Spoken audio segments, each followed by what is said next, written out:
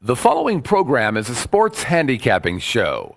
That's right, we will be discussing sports betting and all kinds of other gambling stuff, including game predictions.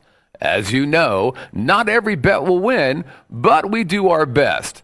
Feel free to use this information at your own risk, and remember, wager wisely, folks.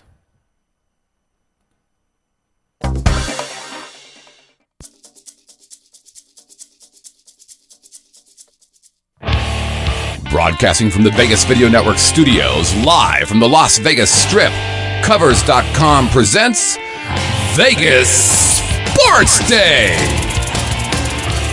And now from the sports betting capital of the world, here are your hosts, Teddy and the Professor. It's Thursday in Sin City. Time to roll up our sleeves and get to work right here on Vegas SportsDay, the pulse of the sports betting world. I'm your host, Teddy Covers, joined as always by my esteemed colleague, the Professor, Dave Malinsky. Coming up today, to D or not to D? That really is a question. Is the best way to understand tonight's Clippers-Trailblazers showdown to go to the nation's few remaining gas station attendants? And 2 days after Valentine's, when we get to Chicago tonight, there's not going to be a rose in sight. To D or not to D? We can't get 1 week of the show in without a Shakespeare reference from you, Dave. No, we can't. Yeah, but first take on a Thursday. What did you see last night that you want to share with our viewing audience? Some news that actually happened off of the playing fields, but it directly ties to something we talked about earlier this week about using the media sources that are out there to get the best information you can. We find out that Ron Jaworski will no longer be in the booth for Monday Night Football games. It'll just be a two-man booth, Tirico and Gruden. When you do power ratings on media analysts, Ron Jaworski's about as good as it gets. Watch him during the week on his ESPN segments. Unfortunately, you won't be able to see him on Monday nights anymore. On a scale of 1 to 10, boy, he's like a 9.7 or a 9.8. What he says is good.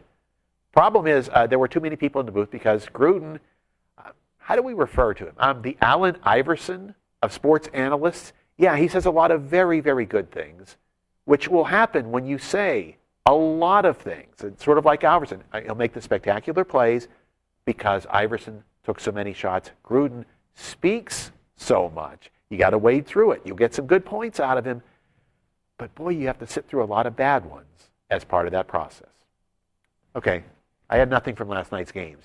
Do you have anything from that board? Absolutely. We have to talk about revenge. And we talked a lot about revenge on this show in recent weeks because we're at the point in the college basketball season where the majority of games are rematches. And we've done a lot of talking about revenge, saying, well, you don't want to overuse the concept or overuse the term. Last night, there was a great revenge matchup. My clients and I were able to cash with New Mexico in their 10-point win at San Diego State. And that game fit a couple of different criteria that you have to look for when assessing, is this really a revenge game or not? Basically, the two things I'm talking about, one, they have to be good enough to exert their revenge. A team that's sitting at 11-17 right now and 3-8 in conference play, not likely to be able to get revenge against many foes. New Mexico last night, yeah, they're good enough and certainly playing in that level of rhythm. The other thing is that they have to care enough, in particular, care enough about that first defeat. New Mexico, the only home loss they suffered all season came in a game that they thought they had in control against San Diego State, let it go in the final 10 minutes. And at 15-1 at the pit, yeah, they remembered that. They wanted to get their paybacks on the Aztecs' home floor. So they have to care enough and they have to be good enough. You're going to hear a lot about revenge in the next few weeks. Make sure that when you're making your own betting decisions, that you recognize when revenge really can exist and when it actually means something and when it's just fodder for headlines and talking heads on TV to talk about. Okay, let's go back to the mailbag and start with a question that came in from Bondsman during yesterday's show. Bondsman wants to know, is it wise to follow ATS against the spread records, point spread records, such as taking good point spread teams and fading bad point spread teams, even in totals, without regard to the team's actual record, such as Virginia and UAB's combined 8-34 to the under record? Dave, it's one of the great conundrums that we face when we talk about you want to ride these hot teams? Do you want to fade these cold ones? What do we do with the point spread and total streaks that are out there? Great timing on the question as we get into February on the college basketball board. Yeah, in November, we're trying to jump on the hot and fade the cold because it means that the markets don't have the right line on those teams. But now when you get to February, sometimes it becomes almost the opposite strategy. There was a longtime pro in this industry, came out of Pittsburgh, started doing this back in the late 80s in college football. When you got to the last 4 games of the season, he looked to play on any team that was -3 games or less against the spread, teams like 2-5, 1-6, 1-4, and play against teams that were +3 games or more against the spread. Teams 5-2, teams 6-1, and it worked. Because now there are those market corrections in play. A couple things happen when teams are performing badly. They try to get better. When you're playing well, your opponents try to adjust to knock you down a little bit. So you have some pendulums in sport, but then the market pendulums of February. So what do we do a lot of times off to the side? We look for the point spread overachievers and underachievers and look for those reversals a little bit because now we're catching the markets sometimes having gone too far. Remember, the job of the odds makers, if they can do it right, they'd like for every college team to be 15-15 over 30 games. Well, if you got teams that are out there 12-6, teams that are 6-12, means you haven't done your job right in evaluating that team. So you make adjustments. So when a team's 12-6, it gets harder to go to 13-6 because the line gets a little higher. So yeah, we get on hot early, we get against cold early, but sometimes around this time of year, we look for reversals. Yeah, exactly. I mean, full season ATS numbers or over-under numbers, total numbers, meaningless, to me at least at this stage of the season. In February, I'm concentrating on the morphers, the teams that were over here and now they're playing over here, or vice versa, teams that were over here and are now down over here at best. And there's so many of those teams. I mean, you look at the teams, and even now, if you go to covers and look at the best point spread records of any teams in college basketball, you're going to see teams like Creighton and Middle Tennessee State and near the top of that list. Well, if you played those teams over the course of the last few weeks, 500 at best. You look at the teams that are morphing right now, teams that were here and are now moving up, like Delaware, Georgia, Pacific made me money for a month before anyone noticed that they were any good, and then since then they haven't been very good, so we've seen them come back to earth. You look at teams going the other direction. Look at Illinois in the midst of a point spread disaster area run right now. Look at Pitt when they were struggling, losing 7 straight. You're going to find these morphers throughout the course of the season, and February is a great time to look for them. Season-long numbers, not so much. Last 5 games, well, then you're talking about something meaningful at this time of the year. We know the momentum is comfortable for you because we've been getting this feedback for like 3 decades of following the way that people bet. Momentum's comfortable because it's quick. All you're asking someone to do is do the last thing you just saw them do. So yes, riding on a streak feels good. But when you get to this time of the year, sometimes you got to do things that don't feel good because, again, it's a market-based phenomenon. If these lines are getting stretched too far, even the horrible, horrible teams, good old Towson State, it's sort of as bad as any college basketball team could ever be. Well, what's the job of the guys behind the counter? Find the right line so that you don't have people just lining up to bet against them game after game after game. And ultimately, they found the right line. So don't be afraid to cross the streams with this stuff. See a team out there 5-14 against the spread? You might not want any part of them. No, you're getting some extra points to back that team. Yes, momentum is comfortable, but sometimes that old blanket, when the cold really gets out there, isn't going to be the comfort you want it to be.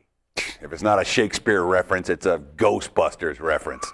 Malinsky, what are we going to do with you? Same thing in reality, Shakespeare and Ghostbusters. Malinsky, I should say, Shakespeare and Bill Murray go hand in hand in my world.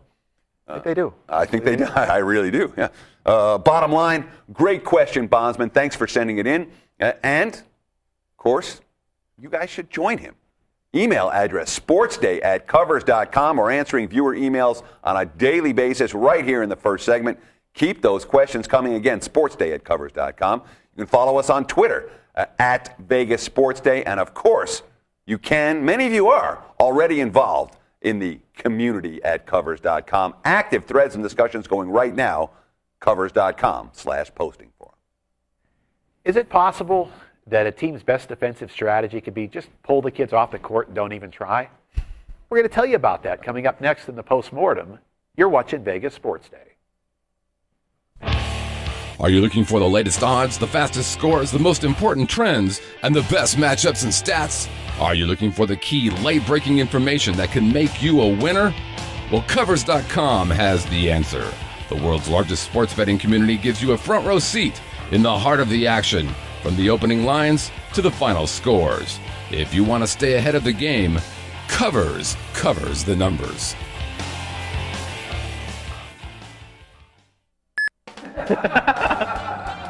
Hi, I'm Chris Phillips from Talk Tales, and you're watching the Vegas Video Network. And if you stop by the studio, our producer Scott's going to buy everybody a drink.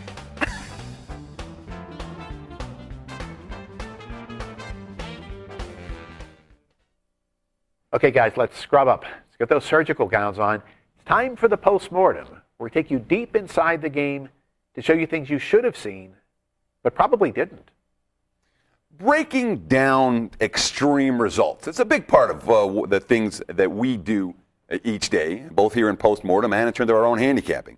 Making sure that we find the base point to understand exactly what happened in terms of those extreme results. And right now, Chris Lowry is out there searching for a similar type of understanding somewhere. But Lowry's focus is a little bit different. Our focus is to find those settings in which the markets overreact to extreme circumstances, whether they be positive or negative. But for Lowry, right now, it's all about saving his job as a Southern Illinois head coach. Southern Illinois lost to Creighton 88-69 on Tuesday to fall to 8-19 off a disappointing 13-19 season a year ago. This is from a program that has never lost more than 20 games in a season ever. And they only did that twice, both times back in the early mid-'80s. But this goes beyond just losing right now. There is something that's really stretching the boundaries of basketball, mathematics, and play. And if we're going to break down their games for the rest of the season, man, it's time to get the scalpels out right now. What's happened at Southern Illinois, Dave? We've got to get the scalpels out again because we've already talked about Southern Illinois this week. Their game against Indiana State, played on Saturday, was an Indiana State postmortem topic back on Tuesday. Memorable game, Indiana State 12 for 12 from three-point range. That's the all-time NCAA record. Now, what does Indiana State do in the next game? They shoot 7 for 18. They go right back to where they normally would. But now let's look at the Southern Illinois defense. Creighton comes to town. As Teddy mentioned, Creighton wins the game by 19. Creighton sets the all-time Missouri Valley Conference record, shooting 31 for 40 in that game, 3 percentage points better than anyone ever had done in the history of the conference. And 12 out of 14 from three-point range. That's a two-game total of 24 out of 26 on three-pointers.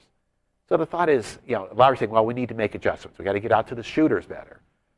No, don't put anybody on the court at all, and there's someone to make 24 out of 26 three-pointers. This is so far outside the realm that it's very difficult for us to equate a power rating adjustment to Southern Illinois. So here comes the thought. How difficult is it to go 24 for 26 against a defense? And one of the games being on the road.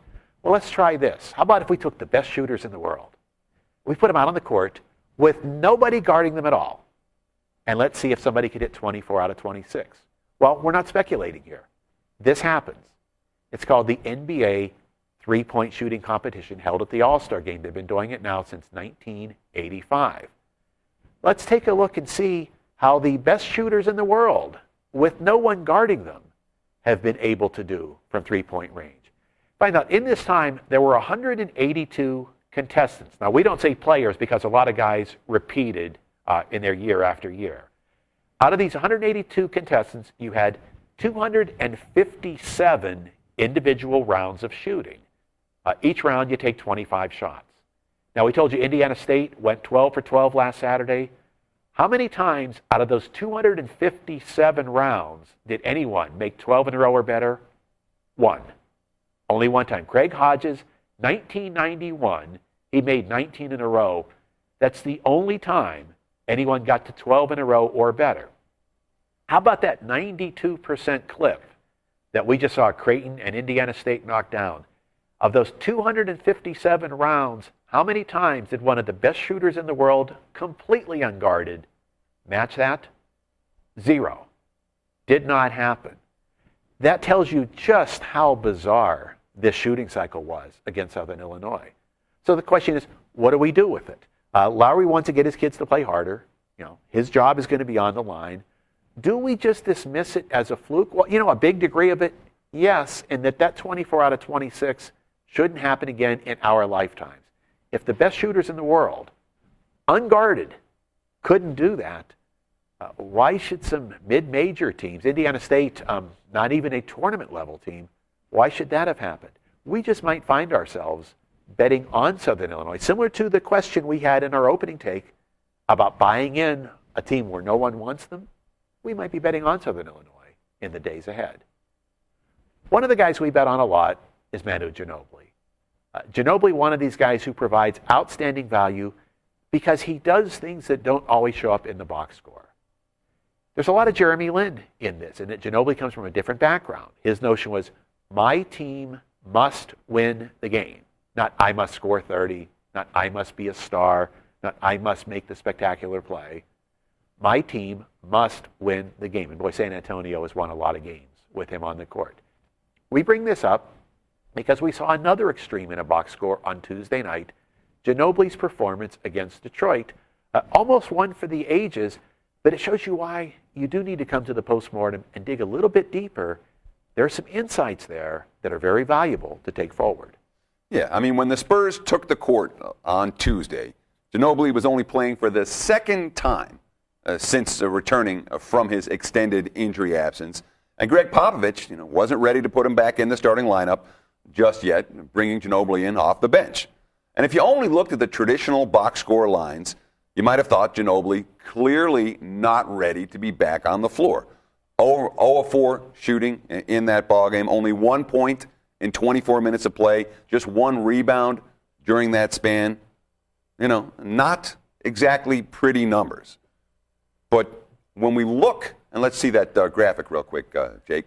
When we look at 24 and a half minutes of playing time, again, the offensive and defensive, the point and rebounding number is not going to blow you away. But we look at the plus minus in those 24 minutes and 28 seconds that he was on the floor, and the Spurs plus 17 during that span, or which is the equivalent of plus 33 and a third per 48 minutes. Now, these plus minus numbers that you see in the modern box scores, they can really produce some flukes at times, no question. But they can also uncover some truths that maybe overshadow some of the other stuff you see in a traditional box score.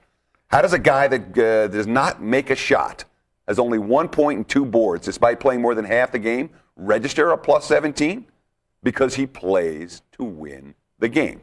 Ginobili, 7 assists in that 24 minutes of playing time, only 1 turnover during that span. That prorates out to about 13.7 assists per 48 minutes.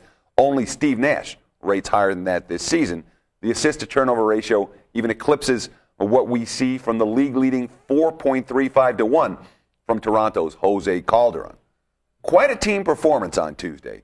Not just one that you necessarily would have noticed. Ginobili, he's back, even if the box score doesn't show it. Now time to put all those numbers to work for you. We're going to get to the TNT doubleheader in the NBA tonight.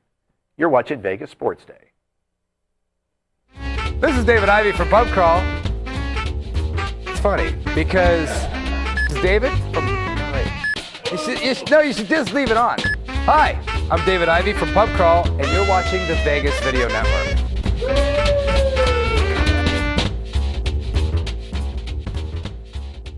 And scene. Livestream is your premier place to watch live events on the web, mobile devices, and connected TVs. See new events daily or broadcast your own at livestream.com. Livestream. Be there. Okay, guys, it's money time.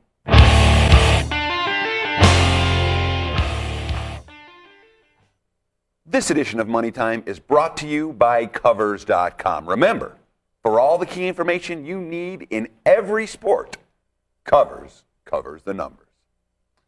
Let's go to Chicago, where tonight the Bulls, about 8-point home favorites against the Boston Celtics. And this is a game that gave the lines makers some real trouble this morning. Didn't see a line until a little bit late. Weren't sure the status of Derrick Rose. Looks like he is going to be out for this evening. Kevin Garnett's status for Boston still in question as we go on air. He's a question mark. So both teams with issues when it comes to setting a line for tonight's game, and that's one of the reasons this number came up so late. The Celtics without Garnett last night, wasn't pretty against the Detroit Pistons. Detroit wins the battle of the boards 44-33. Detroit shoots 50% from the floor from 2-point range. Detroit controls the second half at Boston, 51-39, outscoring the Celtics by a dozen in that contest. Rajon Rondo, he did what he does, 35.6 assists, but the rest of the Celtics combined, 19 of 50 from the floor. And the fact that Rondo had to do so much last night, he was stretched 39 minutes and 26 seconds of court time. That's the fourth straight game for Rondo of at least 39 minutes. What do we do tonight? Well, what do we got from KG tonight, Dave? Yes? No? Maybe? Let's say yes for KG. Let's be a little bit bold with this, but no for Derrick Rose. Now, the Bulls may be getting used to that a little bit, may have to get used to that a lot going forward. So one of the things we have to start with is the approach. How are the Bulls without Rose? 6 games so far. Take a look at the tables and try to get a little bit better feel for what that adjustment has been. You find that 8 games so far. They've gone 6-2 straight up, only 4-4 against the spread. But note 5-2-1 to the over and a 53 PAP. That's points above projection. That tells you it's almost 7 points a game above the odds makers' projection. They're coming a little bit short on their totals. But here's the big part. Only 2 of those 8 games against winning teams, 0-2 straight up, and ATS. Now, those weren't monsters. One of those games was against Boston, which would be the number 7 seed in the East if the playoffs started tomorrow. Another was against Memphis. They'd be the number 8 seed in the West. So a lot of weak competition. But notice those totals. Odds makers a little bit low. Here's what we're seeing. Your first thought might be, okay, the Bulls won't score as well. They won't push tempo as well with Rose. Now, we're finding out Rose really matters on defense for Chicago. Look at these last 2 games this week. Look at what the Celtics scored on Sunday and what they shot. And boy, look at Sacramento on this court Tuesday night. Scored over 100 points. Shot almost 50% from the field. It's the defensive part of the equation that the Bulls are coming up short with right now, which makes you wonder, are they supposed to be this big of a favorite? Yeah, the Celtics shot 49% against Chicago. Sacramento, a season-high 115 points on better than 40% shooting. And no, the Kings, not normally a good shooting team. So there's definitely some issues right now with Chicago on the defensive end of the court. We look at Boston. They won against Chicago not a long time ago, just this past weekend, 95-91. Rondo, triple-double in that ballgame. Kevin Garnett played well, at a +16 during his floor time in that contest. We saw Paul Pierce shut down Luol Deng, held Deng to 10 points over 42 minutes of action, 3 of 12 shooting. And it's worth noting that the next night, or the next game, I say, against Sac, though, Deng also an iffy shooting night, just 6 of 17 from the floor. Without Rose on the court, Deng with a lot more ball handling responsibilities than he's used to, and it's clearly affecting his offensive game. We look at this Boston team as an underdog. They've been very, very good in this role, catching 4 points or more this season, 5-0 against the spread. Wouldn't be surprised if we get back to this game when it's play of the daytime. But for now, Dave, let's look elsewhere. Let's go to the Rose Garden in Portland for the TNT nightcap. Right now, the Clippers, the road team, a 2-point favorite. Okay, we teased about gas station attendance at the start. Many of you may not know this, but I think the only state left where you cannot use self-service is Oregon. Or what about Jersey? Then there are 2. Yeah. So in the state of Oregon, if you want to see how much fuel's in the tank, you got to go to an attendant. And that's where we start with this game. Fuel in the tank. 3 games in 3 nights for Portland. you think, boy, they're going to be gassed. The Clippers may be every bit as gassed. How about 12 straight games with court changes? The awkward setting last night of having a 6-game road trip, coming home for one game, and then having to go right back out on the road again. So if we're going to measure who's going to play the best in this, it has to start with the fuel tank. And boy, for this 3-3 for Portland, that's got to be the starting point. Yeah, I mean, when we look at the Blazers right now, without LaMarcus Aldridge, and again, Aldridge has been downgraded to out for tonight's game, didn't play last night, played only the first quarter of their home loss on Tuesday, and without him, this lineup is stretched to the max. They still have Jamal Crawford coming off the bench, who's arguably in contention for sixth man of the year once again. But other than Crawford last night, where they get 7 points, 2 assists, 11 rebounds from their entire bench, and we look at the minutes for Portland during this span. This isn't Miami playing 3 games in 3 days with laughers in the fourth quarters in each of the first 2 of those contests, and no one playing more than 30 minutes. Look at these minutes from the Blazers during their 3-in-3 log. Nicholas Batum plays more than 42 and then more than 35. Ray Felton, 27 and 39. Gerald Wallace, 43 and 38. Marcus Camby, 34 and 30. Wesley Matthews, 36 and 34. Yeah, that's every starter on the team having logged at least 67 minutes of court time over the past 2 nights, and most of them well in the 70s, a couple of them even cracking that 80-minute mark over the last 2 nights. This is not going to be a fresh Blazers team that we see on the floor. Now, to their credit, they did gut out a win at Golden State last night without Aldridge. But you want to talk about gut outs? That's what it was. They played hard enough on defense in the final minute to force a couple of turnovers when Golden State could have scored to win the game. That takes a lot out of you. Offensively, how did they replace Aldridge? They really didn't. You'd see that Gerald Wallace went 4 for 4 from three-point range. How had he done all year in that category? How about 15 for 64? Just sort of a fluky roll of the dice. Problem with this, though, are the Clippers going to be fresh? Now, you would see a blowout in the box score against Washington last night. Really wasn't that way. That game's competitive into the fourth quarter. So when you look at their minutes were much higher than Vinny Del Negro would have liked. The other hole that we see, that Chauncey Billups hole in the lineup. Randy Foye really, really struggling to be the natural two-guard in the offense.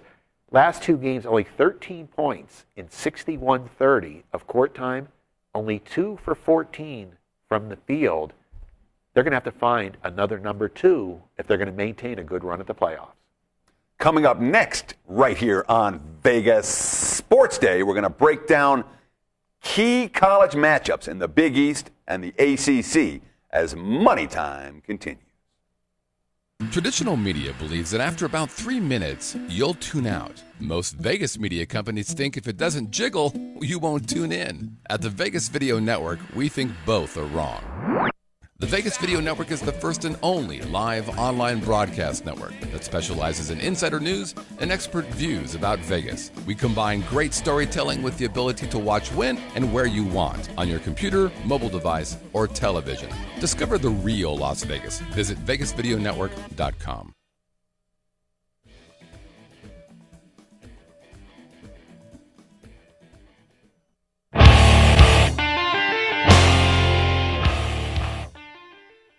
Let's start out our breakdown of the college games tonight in Durham, North Carolina, where the Duke Blue Devils, about a 10-point favorite, total 151 against NC State. And this is Mike Gottfried's first opportunity to head to Cameron Indoor Arena as the NC State head coach. This is a Wolfpack team under the radar, 18-7 straight up so far this season. They're really one showcase win, one signature win away from probably clinching a trip to the big dance. 4-1 straight up, 3-2 against the spread on the ACC road. They have been able to handle hostile environments very well. But in the first real showdown as a road dog, they went to North Carolina and they got clobbered, clocked, hammered, annihilated in that ballgame, losing 74-55, a non-competitive showing. Now, some of NC State's success, well, that has something to do with schedule. We look at who they faced so far in conference play. And again, 10 games in conference play, what have they had? Georgia Tech twice, Wake Forest twice, Boston College twice. Those 3 teams, miserable this season. So they've had the benefit of a relatively easy slate. But does that mean that they're not any good, Dave, or is NC State capable of stepping up? We'll put that off to the side for a little bit first, because you'll notice when Teddy introduced this game, we also had the total included. Been a lot of questions about trends on the show this week. Good question to start the show today. Let's bring this total into play, because so many times we see people not neglecting totals trends when there's a lot of meat to be found on the bone. Let's talk about this total a little bit. Gottfried has had 5 road games. And as Teddy mentioned, 3-2 straight up, 4-1 against the spread, nice, or 4-1 against the spread, 3-2 straight. 4-1 straight up, 3-2 against the spread. Yes. Is that it? Something like that. I didn't think it was going to be that hard. It was only 5 games. But let's look at the totals aspect in that. Because when we measure any coach taking over a program, there's also that element. Those 5 road games, 4-1 to the under. You might say, oh, that's not that big a deal. It's only a sampling of 5. Those games played 103 points below the total. That means the odds makers were missing the boat by 20.6 points per game. That's a big gap. So that shows he's been playing a little bit slower on the road. But now here comes a fascinating trend that we followed pretty well with Mike Krzyzewski through the years. And it's a type that markets don't adapt to, because you think of Duke blowouts, you think of Duke explosiveness, you think of Duke going over. But here's a time when they don't. As you get later in the season, and he knows his team's going to be playing in March every year, that's a factor, February changes for him, as do games where he can manage tempo. So let's take a look at Krzyzewski in a couple of the roles that directly apply tonight. Going back the last 4 years, as a 10-point favorite or more in conference home games, about 18-8 to the under. Because we mentioned about the idea of where he can control the proceedings. Well, if you're a double-figure favorite at home, you control that pace. You're better than your opponent. What does he do? He says, look, my kids are going to be playing into March. I want to grind in February. I want to get these games over with as quickly as possible. Many times, if Duke is up double figures in the second half, they'll go to a slowdown as early as the 8-minute media timeout. But now look, in that same span, the last 4 years, regular season games after February 1st, also 24-11 to the under. When we get to this time of the calendar, Mike Krzyzewski shifts gears a little bit, but the bettors don't always shift gears with him, because that's not the Duke team they're most accustomed to seeing. Yeah, you'll sometimes see the Duke second halves get bet down really significantly based on this trend. That's usually me. I've seen, I know Fezzik likes to get involved in that. Coach K takes the air out of the ball in the second half with a big lead. No question. That is his MO, particularly at this time of the year. But the question is Duke necessarily going to be able to have a commanding lead in tonight's ball game? Florida State won on this floor already this year. Miami won on this floor already this year. Virginia took the game right to the gun. Even in their ATS, their point spread win over Maryland this past Saturday, the only time that Duke had the point spread covered was after the final shot of the game. But we weren't going to talk about that. Yeah, I thought we weren't going to talk about that one either. We're not going to talk about that. NC State, for my concerns about their program, the bottom line is all 5 starters averaging double digits in ACC play, and all 5 are 6'5" or taller. We talked last week about some of the matchup issues Duke faces against particularly tall athletic teams. NC State, the Wolfpack, as a unit, they have the size and the wingspans to get out on some of those Duke three-point shooters. Let's go to ESPN. Big showdown in Pittsburgh tonight, and a little bit of a sentimental one. They call this the backyard brawl right now. The home Panthers, a 3-point favorite over West Virginia. Yeah, the last time these teams will play in this series as members of the same conference. Pitt heading to the ACC, West Virginia on their way to the Big 12. Going to be a lot of intensity in play, largely because this might be loser is out as an at-large NCAA tournament team. Probably falls out that way. Whoever loses tonight would have to win the Big East tournament to advance. Not sure either of these teams would be good enough to do that. Second go-around, Pitt wins the first time 72-66 in Morgantown, but a lot of odd circumstances surrounding that, and something we have to do to break this one down. First, that was a Monday night game. You think big rivalry, West Virginia would bring their A game? No, they were just 2 days off of that bitter loss at Syracuse when a missed goaltending call in the final minute kept that game from going to overtime. So they did not bring their A game that night. But yet the floor game was still better than Pitt's. They had more rebounds. They had fewer turnovers. It came down to shooting. That night, Pitt shoots 46.2, West Virginia only 40.4. A lot of times we look for those pendulums to swing in a second meeting if one team won the floor game. But there was also a key sequence in the second half that broke the game open that does bear going back to. Oh, absolutely. This is, referees get a fair share of criticism here on Vegas Sports Day, and this is another classic one. Pitt had a short lead early in the second half, and then Dante Taylor slipped free for a basket and got fouled. And Bob Huggins, Bob Huggins, the guy is, they don't call him Huggy Bear for nothing. The guy is really intense. He is a bear, and he let loose a string of expletives at his player. He was yelling at Truck. Yeah, exactly. And he let the player know in no uncertain terms that he had made a mistake. Well, the official who called the foul heard Huggins and thought that the language was directed at him. Boom, whistle, tee. Huggins, you're teed up. Huggins like, I wasn't even talking to you, man. Here's the quote from Bob Huggins. Quote, I can't explain that. I'm yelling at Truck because he didn't make a rotation. I don't know how that happens. Well, the three-point play was then turned into a 5-point play with the technical free throws, and it was a deep hole that West Virginia just couldn't climb out of.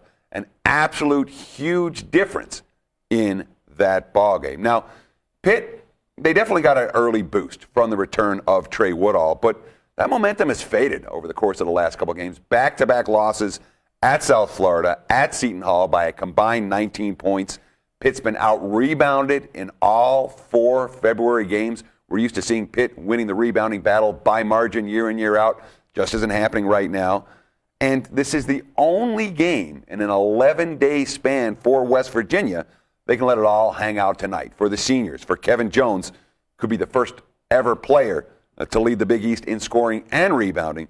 For Truck Bryant, these are guys that have the toughness to win on the road. And in this rivalry, which ends after this game, assuming they don't meet again in the Big East tournament, this is absolutely a circle game for the road team. Here's one to circle for your pockets tonight. Let's go back to Chicago and talk about that Celtics matchup. A +8 out there with a Bull team playing shorthanded, not showing the ability to outclass anyone.